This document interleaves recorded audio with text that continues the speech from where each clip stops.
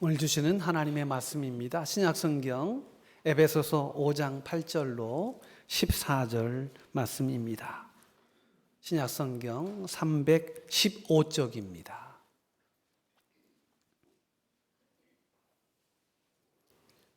말씀을 받들어 봉독합니다. 너희가 전에는 어둠이더니 이제는 주 안에서 빛이라. 빛의 자녀들처럼 행하라. 빛의 열매는 모든 착함과 의로움과 진실에 있느니라. 주를 기쁘시게 할 것이 무엇인가 시험하여 보라. 너희는 열매 없는 어둠의 일에 참여하지 말고 도리어 책망하라. 그들이 은밀히 행하는 것들은 말하기도 부끄러운 것들이라. 그러나 책망을 받는 모든 것은 빛으로 말미암아 드러나나니 드러나는 것마다 빛이니라. 그러므로 이르시기를 잠자는 자여 깨어서 죽은 자들 가운데서 일어나라. 그리스도께서 너희에게 비추이시리라 하셨느니라. 아멘. 오늘 우리가 읽은 이 본문의 말씀을 통해서 빛의 자녀로 살아가기라는 제목으로 함께 은혜를 나누려고 합니다. 우리가 사는 세상은 참으로 화려합니다. 온통 불빛 네온산으로 밤마다 불야성을 이루고 있습니다. 화려한 야경의 현란한 불빛은 24시간 내내 꺼지지 않고 영롱하게 비추어집니다. 그런데 이상하게도 세상은 밝은 것 같은데 그러나 사람들의 마음은 점점 더 어두워져만 가고 있습니다. 겉은 번쩍이는데 정작 빛나야 할, 또 빛의 삶을 누려야 할 우리의 속사람은 화려한 어둠 속에 갇혀 있는 부조화의 현실을 살고 있습니다. 빛으로 살아가기 참 우리에게 주어진 주님의 과제이기도 합니다만, 오늘 주님은 우리에게 그 빛이 어떠한 삶을 드러내어야 하는가 하는 것들을 우리에게 말씀하고 있습니다. 주님은 우리에게 말씀하셨습니다. 너희는 세상의 빛이다. 빛의 거룩한 속성을 이 땅 위에 드러내며 살아가는 삶을 오늘 우리 주님이 우리에게 원하시고 계십니다. 빛의 사람이 되어야 빛의 열매를 누릴 수가 있습니다. 그런데 우린 자꾸 우리의 행위를 고쳐서 자꾸 빛이 되려고 합니다.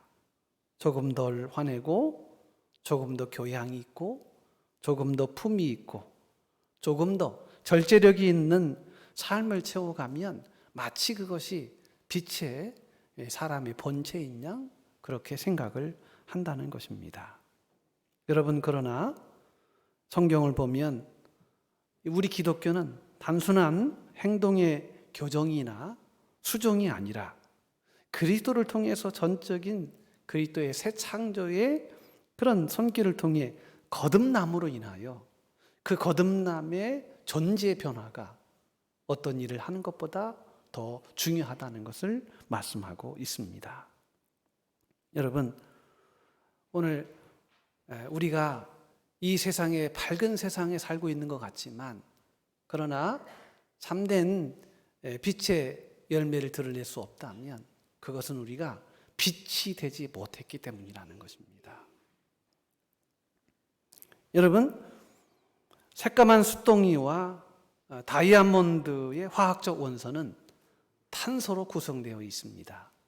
그래서 수치나 다이아몬드는 성분상 같습니다. 약 98% 정도가 C라고 하는 탄소 성분으로 이루어져 있는 것을 압니다. 그러나 성분은 똑같지만 하나는 어둠을 빨아들이는 수치되게 하고 하나는 영롱한 빛을 반사하는 다이아몬드가 됩니다. 여러분, 왜 똑같은데 나타나는 양상은 다를까요? 문제는 구조가 다르기 때문입니다.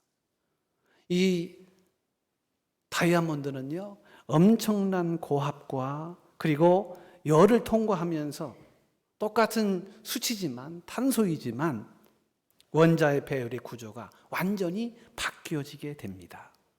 그래서 같은 탄소지만 구조가 완전히 바뀌어지기 때문에 존재가 바뀌어지게 되었다는 것입니다. 여러분, 우리의 본질도 그래요. 우리는 본질상 진노의 자녀요, 죄악의 덩어리인 숫덩이였습니다. 아무리 겉에 금칠을 칠해 놓아도 수치는 수치입니다. 그런데 십자가의 보혈이라고 하는 엄청난 예수 그리스도의 은혜가 우리의 영혼의 구조를 완전히 바꾸어 놓아버리는 것이에요. 그래서 우리는 주 안에서 우리의 정체성이 다이아몬드로 새롭게 재창조된 것입니다. 주님이 우리에게 너는 빛이다 라고 말했을 때는요, 단순한 모양을 말하는 것이 아닙니다. 예수님으로 인하여 전적인 그 인생과 삶의 구조가 예수 그리스도를 통해서 거듭나지는 새로운 존재가 되었다는 거예요. 여러분, 새로운 존재가 되었다는 것은 단지 껍데기만 바꾸는 것으로 가능하지 않습니다. 얼굴에 칼질을 하고 좋은 온갖 명품으로 휘두르고, 그리고 아무리 좋은 것을 주변의 상황으로 내가 만들어 간다 해도 여러분, 그 인생의 구조가 바뀌어지지 않으면 새 사람이 되는 게 아니에요. 수박에다가 줄 긋는다고, 호박에다가 줄 긋는다고 수박이 되겠습니까? 참에다가 줄 긋는다고 수박이 되냐고요. 여러분, 그것은 아닙니다. 사과 2개를 더한다고 해서 여러분 그것이 금이 됩니까? 그런 게 아닙니다. 예수 그리스도 안에서 철저히 그리스도의 그 은혜를 통하여 거듭난 새로운 존재가 되어야만 우리는 새로운 존재의 빛을 드러내며 살아가게 되는 것입니다. 그러므로 여러분, 우리는 빛을 흉내내는 숫덩이가 아닙니다. 그냥 겉모양으로 흉내내는 모양이 아니라는 거예요. 우리의 존재 자체가 그리스도를 품어내는, 그리스도의 거룩한 빛을 살아내는 그러한 새로운 존재라는 것입니다. 그래서 오늘 우리는 이런 고백들이 필요합니다. 나는 주 안에서 빛으로 거듭난 하나님의 사람이다. 나는 빛이다. 여러분, 이런 고백을 할 수 있다면 여러분 그 안에 하나님의 놀라운 역사가 이루어지게 되는 것입니다. 내가 조금 착하게 살면 빛이 되고, 내가 침체하고 죄를 지으면 어둠이 된다라고 한 생각, 여러분 그것이 아니에요. 성경은 오늘 우리의 믿음의 사람의 상태를 말하지 않고 정체성을 말씀하고 있다는 거예요. 여러분, 우리 모두는 예수 그리스도를 통해서 빛된 존재로 거듭난 하나님의 자녀가 되었습니다. 그러므로 우리 안에 우리 인생이 주님의 거룩함으로 우리의 삶의 구조를 다 바꾸어버리는 거예요. 그래서 우리는 이제 빛을 흉내내는 사람이 아니라 빛 자체의 삶을 살아가게 되는 것입니다. 그래서 오늘 본문의 말씀에 이렇게 말씀하고 있습니다. 너희가 전에는 어둠이더니 이제는 주 안에서 빛이라, 빛의 자녀들처럼 행하라. 여러분, 자꾸 뭘 하는 게 중요한 게 아니고요, 빛이 되면 빛의 행함의 열매를 낼 수 있다는 것입니다. 그 근원적 빛이 되시는 예수 그리스도, 그분이 우리의 삶 속에 온전히 우리의 삶을 거듭나게 하실 때 우리가 빛의 속성을 받아 빛으로서의 삶을 살아갈 수 있게 된다는 것입니다. 그러므로 우리는 거듭난 하나님의 자녀로서 빛의 자녀가 되었습니다.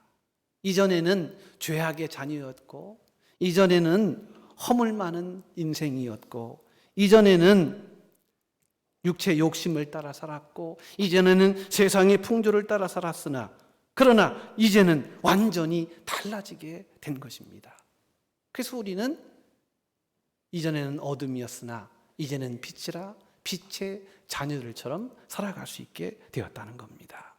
그런데 여러분, 빛의 자녀가 되었다면 빛의 자녀로서의 나타내야 할 아주 중요한 열매들이 있는 것입니다.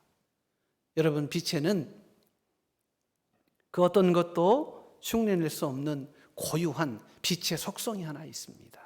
그게 뭐냐 하면 파동입니다. 빛만이 나타낼 수 있는 이 파동이 있다는 거예요. 이 파동이 뭐냐? 마치 이 파동이 빛을 구성하듯이 이 파동에는 세 가지의 아름다운 열매를 동반한다는 것입니다. 빛의 사람은 빛의 열매를 맺게 되어 있습니다. 그 빛의 파동이 세 가지로 나타나는데 오늘 본문에는 이렇게 말씀합니다. 착합니다. 여러분, 착하다 하는 말은 단순히 세상에서 말하는 나이스하다 이런 의미가 아닙니다. 내게 이익이 없어도 하나님의 거룩한 성품으로 완전히 거듭나서 하나님의 선하신 성품을 드러내는 아가페적인 그런 선의의 삶을 살아가게 된다는 거예요. 우리가 착하게 살려고 해도 하나님의 거룩한 하나님의 선하심의 이 착함의 빛이 우리 가운데 없으면요, 여러분 착하게 살 수 없습니다. 착하게 살 수 있다면 그것은 우리 안에 예수 그리스도의 선함의 이 아가페적인 빛이 우리의 삶을 완전히 주장하기 때문에 그래서 우리가 착한 삶을 살아갈 수 있게 된다는 것입니다. 그러므로 빛으로서 살아가는 첫 번째 열매는 착한 삶입니다. 대인관계에서 갖추어야 할 신앙적 덕목이기도 하고요. 그리고 관대하고 온유하고 그리고 모두를 포용하고 수용할 수 있는 이 넓은 마음을 착합니다. 이렇게 성경은 말씀하고 있습니다. 여러분, 이 착함은요, 빛의 자녀만이 할 수 있어요. 여러분 느끼시지 않습니까? 내가 착하게 산다고 결심해도, 내가 착한 삶을 결정해도 착한 삶을 살아갈 수가 없어요. 왜냐하면 우리 안에 착함의 근원적 근건 되시는 예수님의 빛이 착함의 역사로 나타나지 않기 때문입니다. 그러나 우리가 예수 그리스도의 거듭난 하나님의 자녀로서 우리가 거룩한 이 빛의 아름다운 자녀가 된다면 여러분, 우리는 세상에서 정말 많은 사람들에게 존경받는 아름다운 착함의 삶을 살아갈 수 있게 된다는 것입니다. 마태복음 5장 16절에 보면 빛의 자녀된 하나님의 사람들이 해야 될 그런 일들을 주님께서 말씀하셨어요. 이같이 너희 빛이 사람 앞에 비치게 하여 그들로 너의 착한 행실을 보고 하늘에 계신 너희 아버지께 영광을 돌리게 하라. 여러분, 우리 그리스도인들은요, 착한 행실로 하나님 앞에 영광을 돌리는 삶의 열매를 맺어야 하는 것입니다. 옛날 어른들은요, 정말 저희가 어렸을 때만 하더라도 어르신들이 그런 얘기를 많이 했습니다. 너 크거든 착한 사람 되거라. 그런데 요즘에는 그런 말을 잘 하지 않습니다. 왜냐하면 요즘 시대에 착하다고 하는 이 단어는 바보 같다는 의미와 동의어이기 때문에 그래요.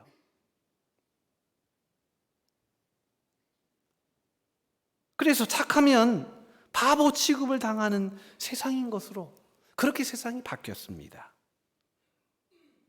여러분, 그러면 사람들을 대하면서 우리가 예수 그리스도의 이 아가페적인 선한 빛으로 거듭난 우리가, 여러분 그러면 우리는 세상 속에서 그 선함의 빛을 가리우며 살아야 하겠느냐 말입니다.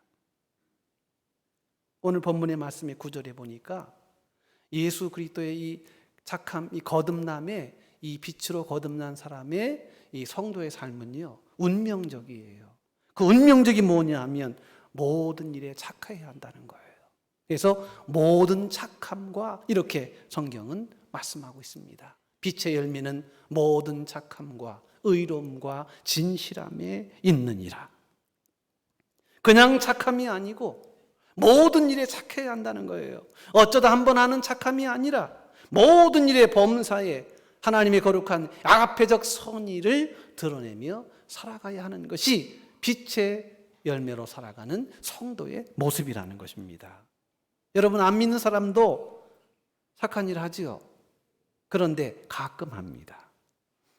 안 믿는 사람도 착한 일을 하는데 믿는 우리들은요, 범사, 모든 일에 모든 착함의 삶을 살아가야 한다는 거예요.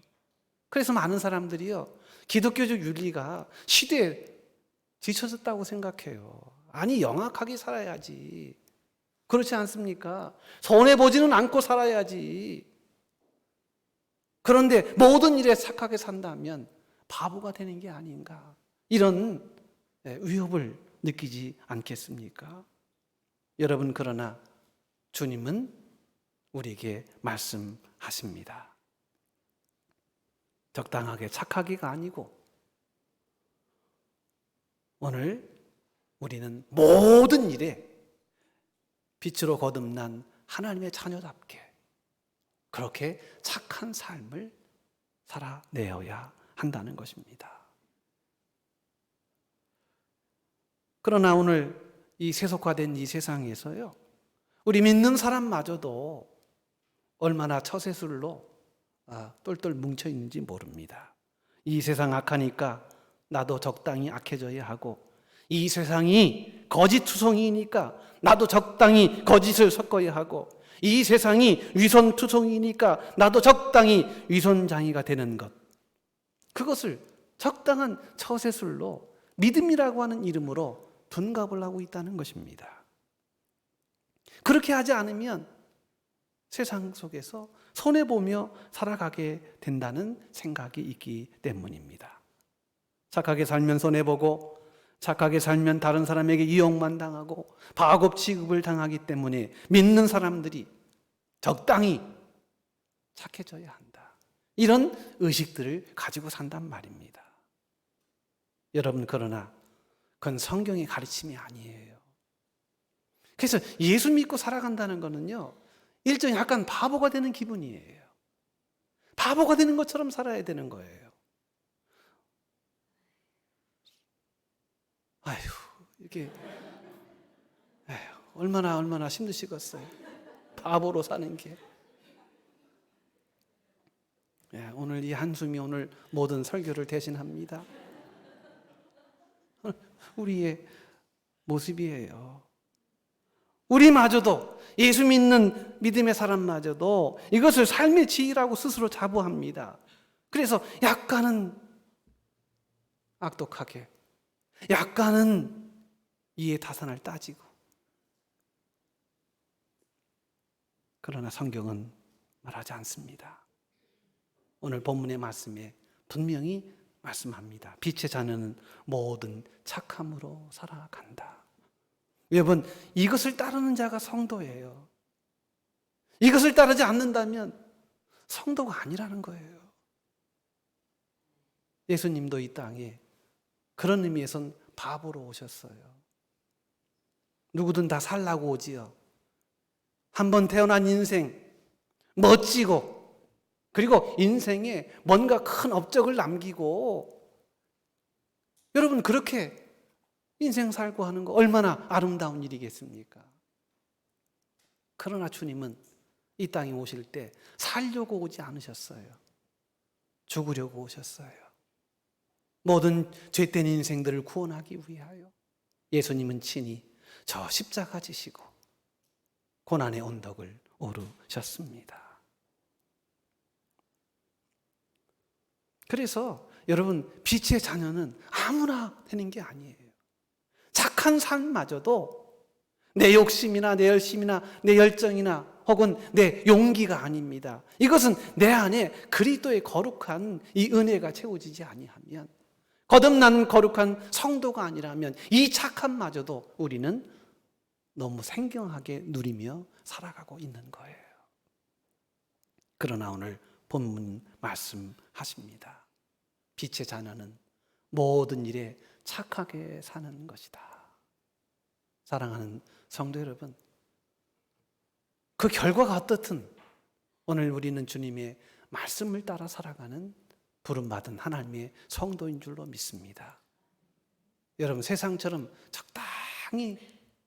적당한 도구를 가지고 적당하게 견제하며 사는 그런 인생이 아니라 오직 주님의 은혜로 거듭난 참된 빛 대신 주의 은혜로 속성과 삶이 구조가 바뀌어진 철저한 새로운 존재로 살아가시는 성도의 길을 우리는 꿋꿋하게 걸어가야 할 줄로 믿습니다. 사랑하는 성도 여러분, 이렇게 착한 삶을 살아낼 때 모든 것에 선함이 되신 하나님께서 더욱더 풍성한 은혜와 기쁨을 채워주시는 줄로 믿습니다. 두 번째는, 이 빛의 열매는 두 번째는요, 의로움입니다. 여기서 말하는 의로움이란 세상적인 기준과 잣대가 아니라 하나님을 기준 삼아서, 하나님을 표준 삼아서 하나님께 인정받는 삶이 모든 의로움의 핵심이라는 거예요. 그러니까 우리가 행해야 할 의로움은 단지 사람을 기쁘게 하는 것이 아니고, 이 의로움의 기준은요, 하나님을 기쁘시게 한다는 거예요. 여러분, 이게 오늘 그리스도인의 윤리예요. 어떤 일을 하든 항상 우리는 이 마지막 필터링을 반드시 거쳐야 합니다. 이 일을 하나님이 기뻐하실까? 여러분, 이 일을 하나님이 기뻐하실까를 따지는 사람이 바로 의로운 빛의 자녀라는 것입니다. 사랑하는 성도 여러분, 오늘 특별히 의로움으로 하나님 앞에 늘 하나님의 선하심을 늘 여러분의 인생의 삶 가운데서 이 하나님의 의로움을 기준 삼는 우리 모든 성도들이 되시기를 주의 이름으로 축복을 드립니다. 하나님은 사람들이 아무리 악해도 그 시대에 하나님을 찾는 의인이 있다면 그 의인을 보시고 그 사회를, 그 공동체를 하나님이 심판하지 아니하시고 참아 주십니다. 그러나 그 사회에 하나님이 찾는 의인이 없다면 여러분, 그 사회는 아무리 견고하여도 망하게 되는 것입니다. 그래서 망한 성읍이 고대에는 소돔과 고모라였고 이스라엘 역사에는 예루살렘이었습니다. 그래서 예레미야서 5장 말씀에 보면 예레미야를 통해서 하나님이 말씀하시는 거예요. 너희는 예루살렘 거리로 빨리 다니며 그 넓은 거리에서 찾아보고 알라. 너희가 만일 정의를 행하며 진리를 구하는 자를 한 사람이라도 찾으면 내가 이 성읍을 용서하리라. 이 말은 하나님이 기뻐하시는 일을 추구하며 살아가는 그 한 사람의 의인을 하나님이 찾고 계시다는 거예요. 유다가 바벨론에 망한 것은 국력이 약해서가 아닙니다. 하나님을 찾는 의인이 없었기 때문입니다. 하나님의 선하심을 구하지 않았기 때문이라는 거예요. 그 사회에 악한 자가 많아서 그 사회가 위험할 것 같은데요, 성경을 살피면 그것은 잘못된 것입니다. 악인 때문에 망하는 것이 아니라요, 의인이 없어서 망했다는 거예요. 소돔과 고모라는 하나님이 찾는 의인 10명이 없어서 망했고, 예루살렘은 하나님이 찾는 의인 1명이 없어서 멸망하고 말았습니다. 여러분, 이거 중요한 거예요. 우리가 이제 세상을 보고 분석하잖아요. 참 세상이 어렵다, 망할 것 같다, 세상이 지금 전쟁통에다가 얼마나 어려운 일들이 많이 있겠어요. 그래서 우리는 다 부정적인 판단을 합니다. 그런데 그건 우리 생각이고요, 하나님께서 말씀하시는 세상의 흥망성쇠의 그 판단과 기준은 세상의 일이 아니에요. 얼마나 하나님을 기준 삼고, 얼마나 하나님 말씀을 표준 삼고, 그 하나님의 말씀을 따라 하나님을 따라 살아가는 삶이 얼마냐에 따라서 역사의 흥망성쇠의 추는 기울어지게 된다는 것입니다. 이 시대의 가장 큰 위기가 무엇일까요? 경제위기 하지만, 그러나 그보다 더 심각한 위기는 하나님을 찾는 의인이 점점 없어진다는 것이에요. 오늘 이 땅에 5만의 교회가 있고요, 이 땅에 1,000만의 성도가 있어요. 1,000만의 성도가 있어요. 1,000만의 성도가 있어요. 이 땅에 1,000만의 성도가 있어요. 이 땅에 1,000만의 성도가 있어요. 이 땅에 1,000만의 성도가 있어요. 이 땅에 1,000만의 성도가 있어요. 이 땅에 그러나 과연 얼마만큼 하나님이 표준이 되고 하나님이 기준이 되고 하나님의 기뻐하시고 온전하신 뜻이 무엇인지를 분별하려고 하는 그 한 사람의 의인이 과연 이 신앙 공동체 안에 얼마나 있을까 하는 것입니다. 교회가 많아져야 하고 경제도 잘 되어야 하지만 여러분, 그것은 중요하지 않습니다. 더 중요한 것은 의인이 많아져야 합니다. 하나님을 찾는 의인, 하나님을 우리 모든 삶의 표준으로 삼는, 그래서 주께서 가라 하면 가고 주께서 서라 하면 서고 주께서 하라 하면 하고 주께서 하지 말라 하면 하지 않는 그 모든 하나님의 그 모든 것들이 우리의 삶의 중심이 되는 그 무거움을 가지고 살아가는 진정한 한 의인이 여러분 오늘 빛의 자녀로서 살아가야 할 아름다운 열매가 되는 것입니다. 의인이 없는 사회, 의인이 없는 교회, 여러분 그게 바로 위기입니다. 오늘날 교회가 욕을 많이 먹고 있다고 그래요. 그래서 어떤 정신대 어떤 교수님은 왜 이 교회가 욕을 먹나? 두 가지로 욕을 먹는다는 거예요. 뭐 동의되는 부분도 있고 그렇지 않은 부분도 있어요. 그러나 신학자가 분석하고 나름대로 평가한 것이니까 뭐 그럴 만한 가치가 있다 하는 생각이 드는 것이요. 오늘 이 땅의 교회가 욕을 먹는 이유가 두 가지가 있대요. 하나는 교회가 세상과 너무 다를 때 욕을 먹는다는 거예요. 교회가 세상과 너무 다를 때 여러분 욕 먹는 건 당연하지요. 마태복음 5장, 6장, 7장에 산상수훈, 여러분 8가지 팔복이 있잖아요. 여러분 그 팔복이 이 세상 속에서 이루어질 수 있는 윤리입니까? 아닙니까? 여러분 그 팔복의 윤리는 하나님 나라의 윤리예요. 이 땅에서의 윤리가 아니에요. 그것은 지향점으로 존재하는 것입니다. 그래서 너무나 달라 사람들이 왜 평균도 없고 상식도 없고 왜 자기들끼리만 이런 생각을 가지고 살아? 하는 것 때문에 욕을 먹는다는 거예요. 그러나 여러분 그런 것에는 부끄러워하지 말아야 합니다. 당연한 거지요. 삶의 가치가 다르니까요. 목적이 다르니까요. 그러니까 다른 삶을 살아가는 것으로 인하여 받는 핍박이라면 여러분 오히려 감사해야 합니다. 왜냐하면 내가 이렇게 제대로 잘 믿고 있네를 반증하는 것이기 때문에 그래요. 그런데 문제는 그게 아니에요. 교회가 욕을 먹는 두 번째 이유는 세상과 똑같기 때문에 욕을 먹는다는 겁니다. 예수 믿는 사람들이 세상 사람들과 똑같이 비리를 저지르고 부정부패하고 거짓을 행합니다. 여러분 그래서 먹는 욕이라면 그건 당연한 거 아니겠습니까?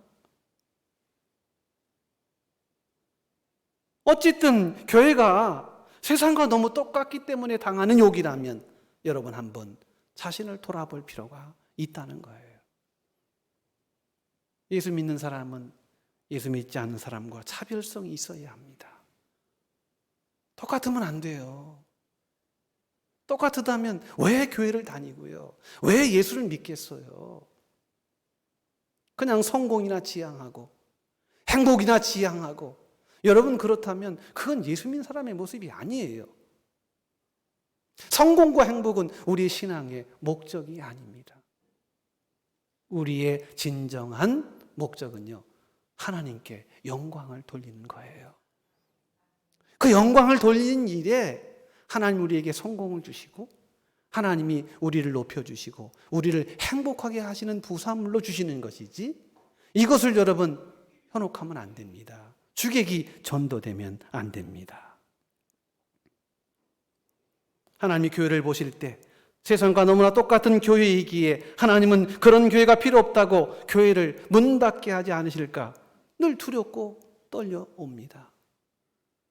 똑같다면 세상과 똑같다면 교회가 있어야 할 이유가 있겠나 하는 것입니다. 요한계시록에 예수님은 뜨겁지도 않고 차지도 않는 애매한 신앙을 가진 라오디게아 교회를 향하여 내가 너희를 토해 버리리라 경고하셨습니다. 세상과 구별됨 없이 세상과 똑같은 교회는 하나님이 뱉어버린다는 사실을 여러분 기억하셔야 돼요. 우린 세상 사람과 같은 행보를 같은 행보를 가지고 사는 인생이 아니에요.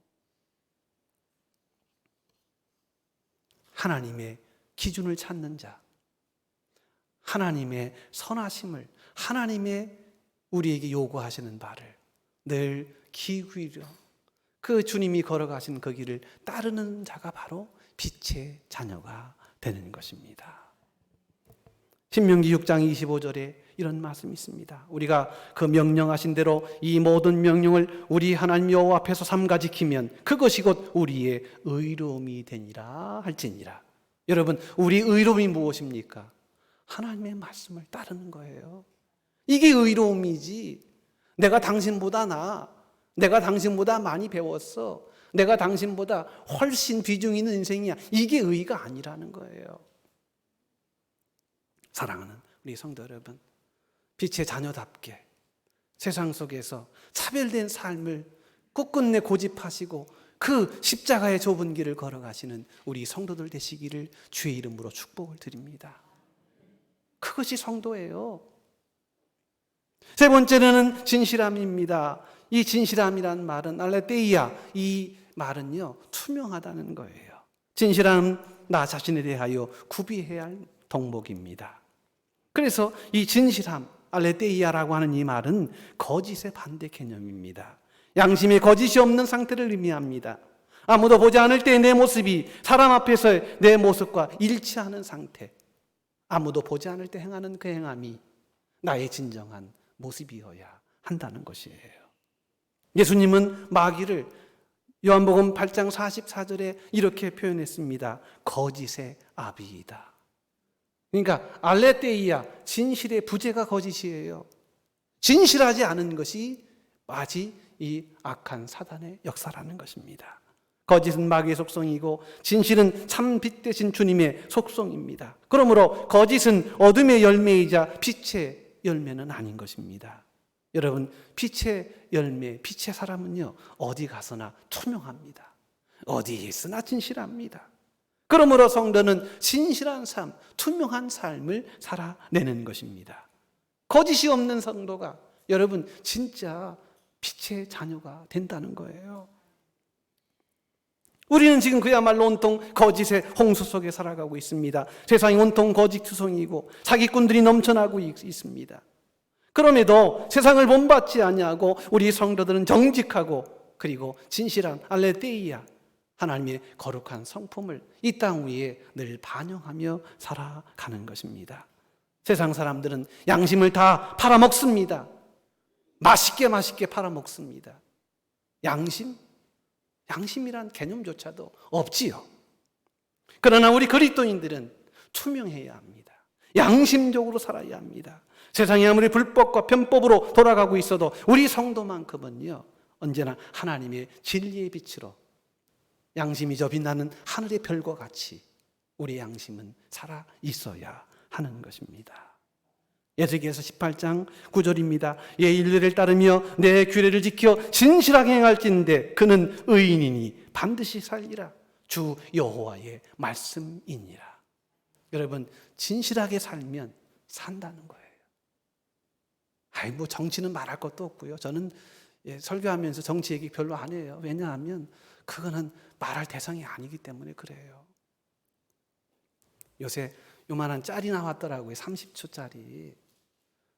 어린애 한 3살, 4살짜리 애들이요. 그냥 아마 AI가 합성한 것 같아요. 너 이렇게 왜 이렇게 화가 나 있니? 그랬더니 정치인들이 못해서 화가 났다는 거예요. 일도 안 하면서 돈 많이 받는 게 화가 난다는 거예요. 애가 조그만 요만한 애가요. 막 그냥 역성을 내면서 우리 대상이 아니지요. 여러분, 진실을 지키며 산다는 것은 쉽지 않은 일이에요. 왜냐하면 손해를 감수해야 되기 때문에 그래요. 양심을 지킨다는 것은요 쉽지 않은 일이에요. 왜냐하면 사람들의 눈총과 비난을 감수하는 일이기 때문에 그래요. 여러분, 진실하지 않은 세상입니다. 그런 손해와 비난을 감수하면서 우리는 거듭난 예수 그리스도의 빛된 존재로 거듭난 하나님의 사람이므로 우리는 늘 진실을 지켜가는 것입니다. 사랑하는 성도 여러분, 거짓을 이길 수 있는 길은요, 달리 방법이 없어요. 진실입니다. 진실이야말로 최상의 방책입니다. 여러분, 알레테이아, 주님이 우리를 위하여 진실하셨던 것처럼 주의 빛 대신 속성을 받아 우리도 진실한 삶을 살아가야 할 줄로 믿습니다. 그래서 이런 속담이 있어요. 진실은 악마를 쓸어내는 빗자루이고 거짓은 악마를 불러오는 초인종이다. 이런 표현도 있더라고요.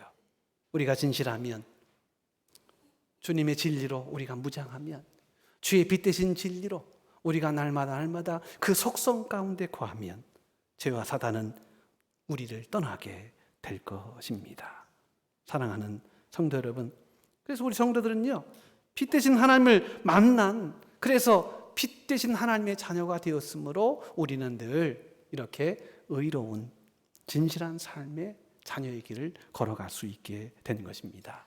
요한일서 3장 2절에 요한 사도는 그 요한에 속해 있는 공동체 교회를 향하여 이렇게 권면합니다. 자녀들아, 우리가 말과 혀로만 사랑하지 말고 행함과 진실함으로 하자. 말은 뭔 말을 못해요. 뭔 말은 못하냐고요. 말이 많은 것 치고 여러분, 유익한 것은 없습니다. 말과 혀로만 하지 말고 진실하게 하자.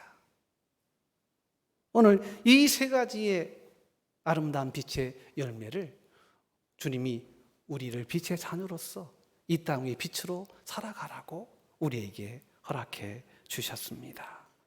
사랑하는 성도 여러분, 항상 이 생각을 하십시오. 오늘 10절의 말씀입니다. 오늘 설교의 핵심입니다. 주를 기쁘시게 할 것이 무엇인가 시험하도록 하라. 여러분, 무엇이 주님을 기쁘시게 하는 일인가? 우리는 너무나 오랫동안 내가 기쁜 것, 내가 좋아하는 것, 내가 익숙한 것, 이런 것에 너무도 경도되어 있습니다. 그러나 성경은 이 관계를 손절하라고 합니다. 과연 이것이 주님을 미소짓게 하는 일인가? 내가 하는 이 일이, 내가 생각하는 이 생각이, 내가 벌이는 이 일들이 하나님을 기쁘시게 하는가? 여러분, 우리의 모든 일상을 이 하나로 필터링을 해야 돼요. 적당히 해서는 안 됩니다. 적당한 타협은 어둠의 통로가 되기 때문입니다.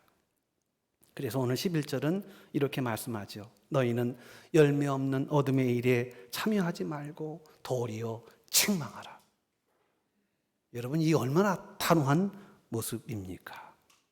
오늘 하루에도 우리는 수십 번의 선택의 기로에 섭니다. 이때 세상 사람들의 의사결정의 알고리즘은요, 철저히 자기중심이에요. 이것이 나에게 돈이 되는가? 이것이 나를 세워주는가? 이것이 나를 높이는가? 어둠의 방식입니다. 그러나 빛의 자녀들은 이 모든 생각의 프로세스를 완전히 포맷시켜버립니다. 오직 단 하나의 입력감만 존재합니다. 이 선택이 나의 주님을 미소짓게 하는가? 여러분, 이 생각을 우리가 가지고 살아가야 하는 것입니다. 사랑하는 성도 여러분, 오늘 이 말씀을 통해서 빛의 자녀로 이 세상 속에서 우리를 부르셨어요. 여러분, 이와 같은 일은요, 내 의욕으로 되는 게 아니에요. 주님의 거룩한 은혜가, 주님의 놀라우신 역사가 우리 속을 점령하지 않으면 안 되는 일이에요. 그래서 빛의 자녀가 먼저 되라는 거예요. 예수 그리스도의 그 거룩한 은혜로 새롭게 새로운 존재로 바뀌어줘야 되는 거예요. 뭘 해서 되는 게 아닙니다.